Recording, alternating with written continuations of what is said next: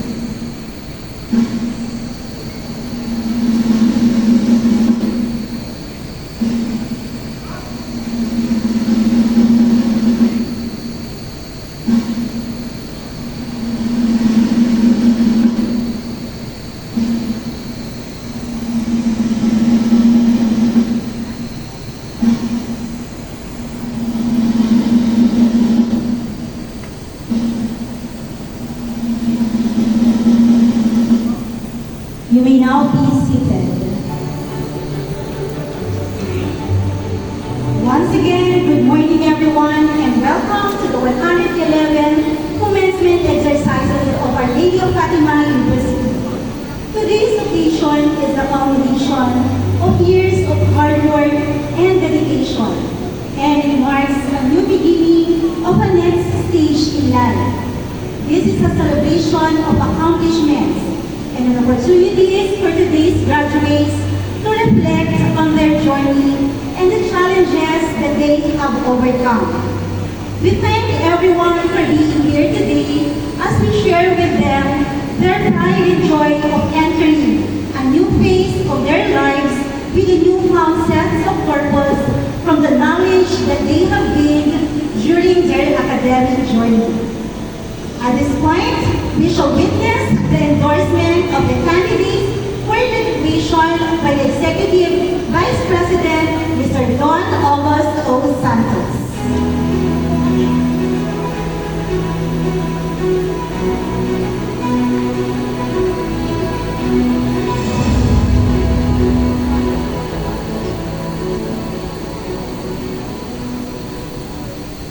Candidates for graduation, please rise.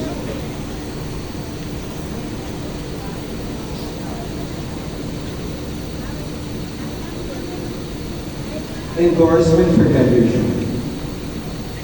Madam President, upon the recommendation of the Academic Council of Our Lady of Fatima University, I have the honor of presenting to you the graduating class for the school year 2024-2025 of the following degrees: Bachelor of Science in Biology, Bachelor of Science in Psychology, Bachelor of Science in Accountancy, Bachelor of Science in Accounting Information Systems, Bachelor of Science in Business Administration, major in banking, Bachelor of Science in Business Administration, major in Marketing Management, Bachelor of Science in Business Administration, major in Operations Management, Bachelor of Science in Business Administration, major in Operations and Supply Chain Management, Bachelor of Science in Entrepreneurship,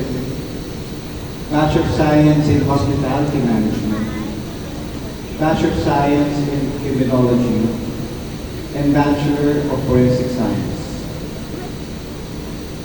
These include the Expanded Tertiary Education Equivalency and Accreditation Program for the following programs. Bachelor of Science in Business Administration, major in Marketing Management. Bachelor of Science in Business Administration, major in Operations and Supply Chain Management.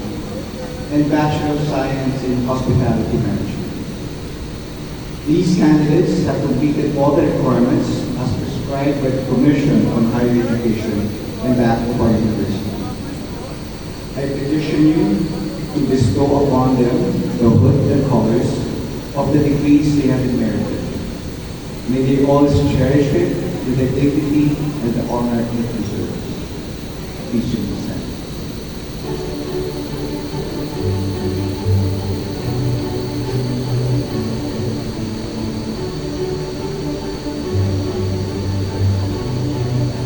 Our University President, Dr. Caroline Marian S. Enriquez, will now give the authorization and appraisal.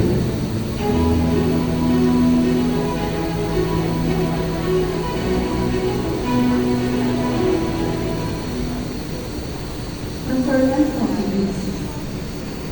By virtue of the authority vested in me by the Academic Council and the Board of Trustees of the Our Lady of Fatima University, I hereby confer upon you the colors symbolic of the degree and programs you have been meriting, together with all the rights and privileges, as well as obligations thereto appertaining. May you always wear them with the dignity and compassion that your profession and your alma mater can be proud of. Graduates, you may now move your tassel from the right to the left. Congratulations, graduates.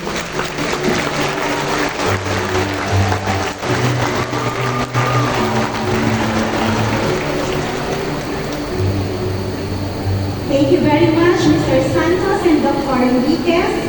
Graduates, you may now be seated.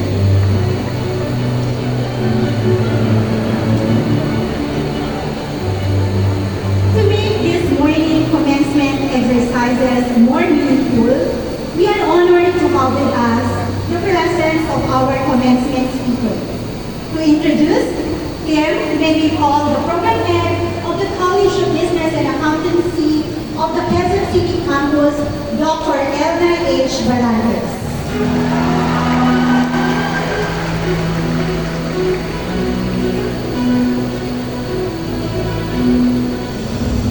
Good morning.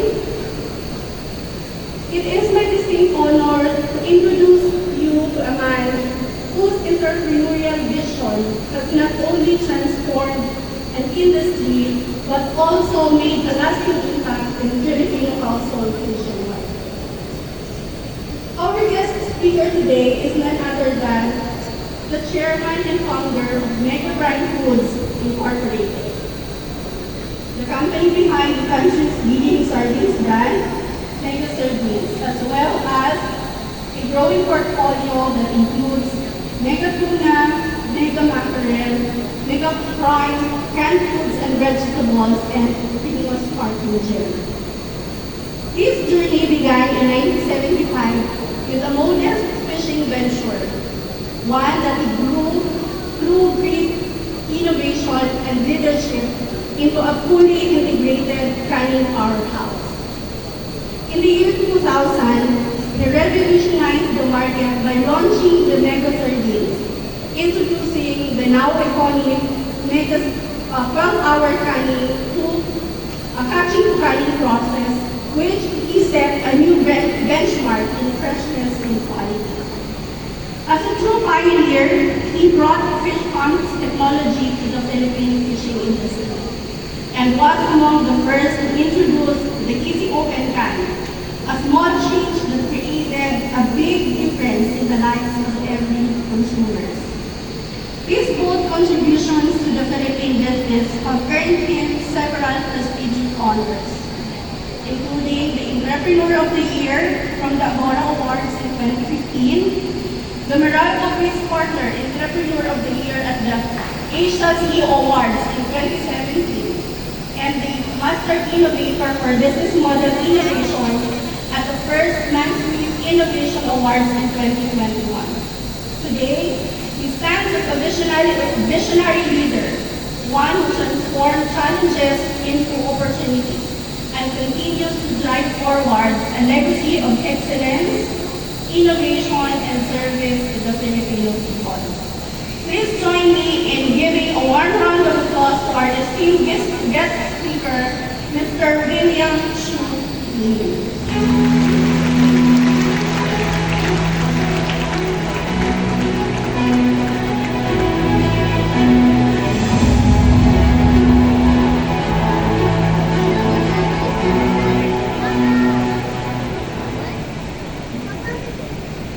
Okay. Bakit mukhang malungkot kayo? Hindi ba kakagraduate lang ninyo? O, anong ibig sabihin? Maghanap na kayo ng trabaho.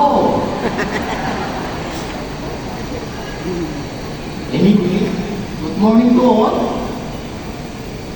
To the respected University President Dr. Caroline Enriquez, Mr. Don August Santos, Executive Vice President,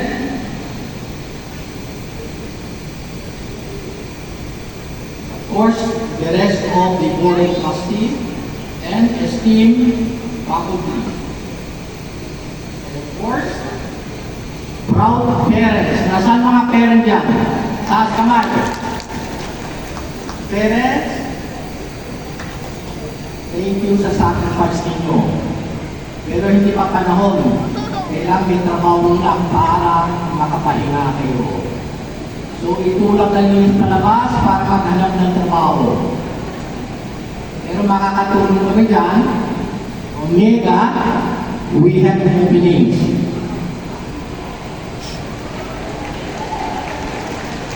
Pero tandaan ninyo, libo-libo kayo, 10-10 lang natatanggap. Pero do not lose hope. It's good for your university to have a tie-up with business sector. Para continuous kung may mga graduated, could immediately have the job offer. Palakpakan ninyo yung university ninyo. Mahirap trabaho yan to collect. Pero at least, that's what we should give credit to.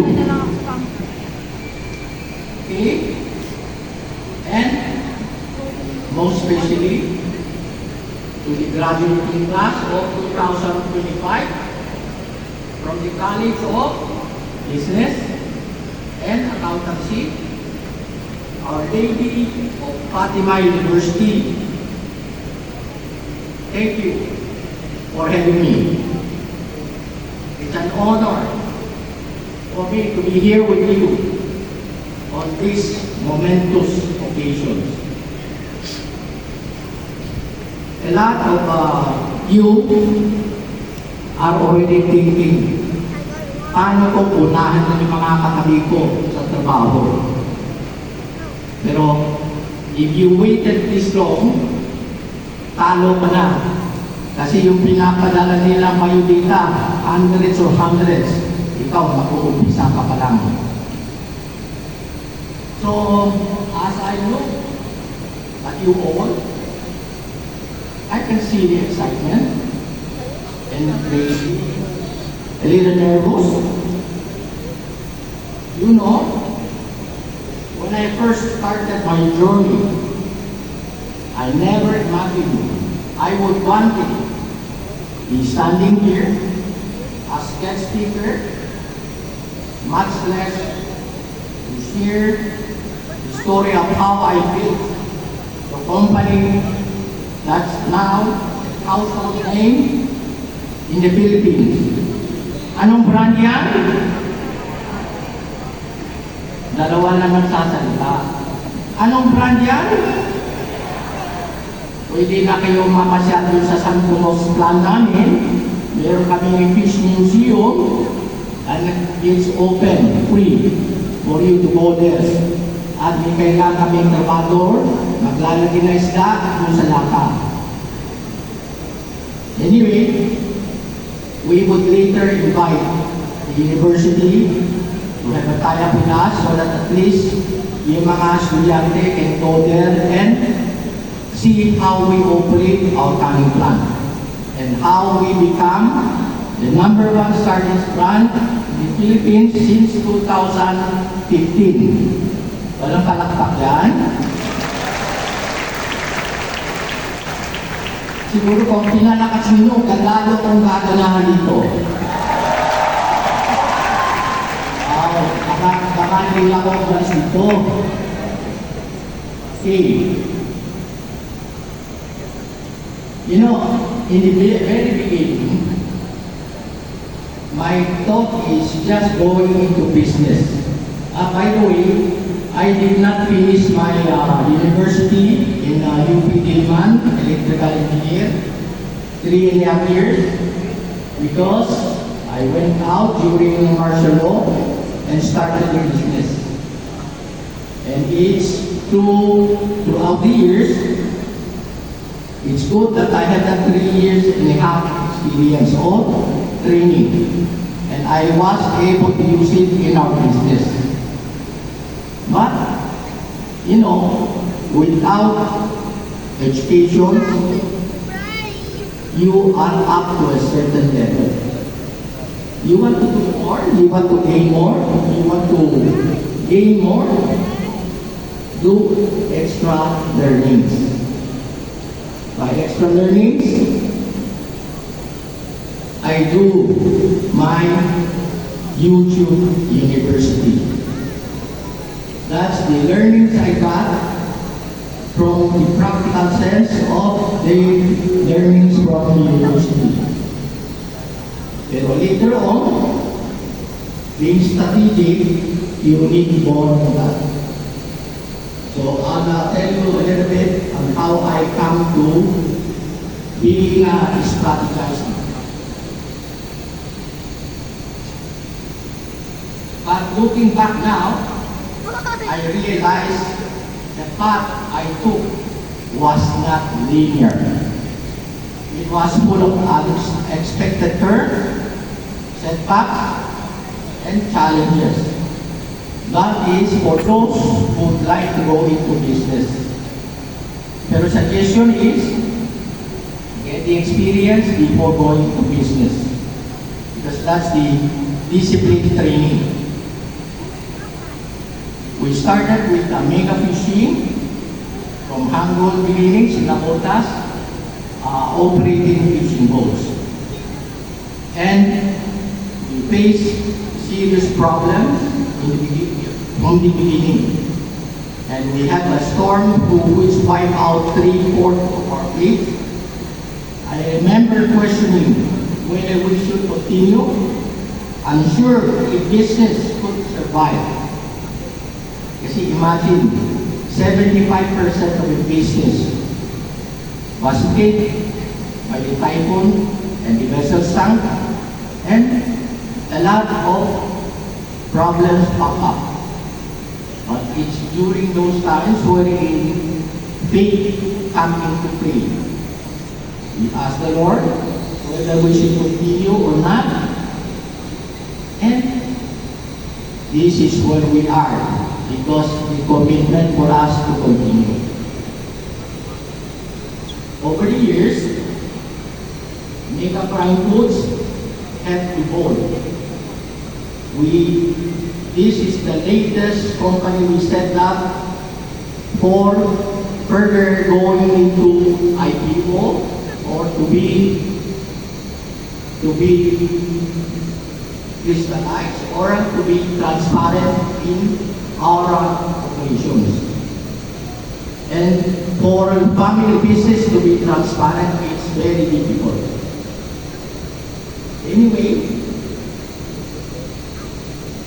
when we started as a small fishing operation, now has grown into a company that's not only number one sardines brand in the Philippines, but that offer an expanding range of products. So we just don't do the sardines, now we do different products coming in. We are very new company, but our marketing is terrific.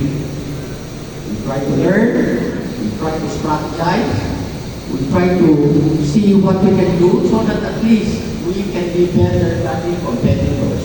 Remember, competitors, that's what we're looking out for.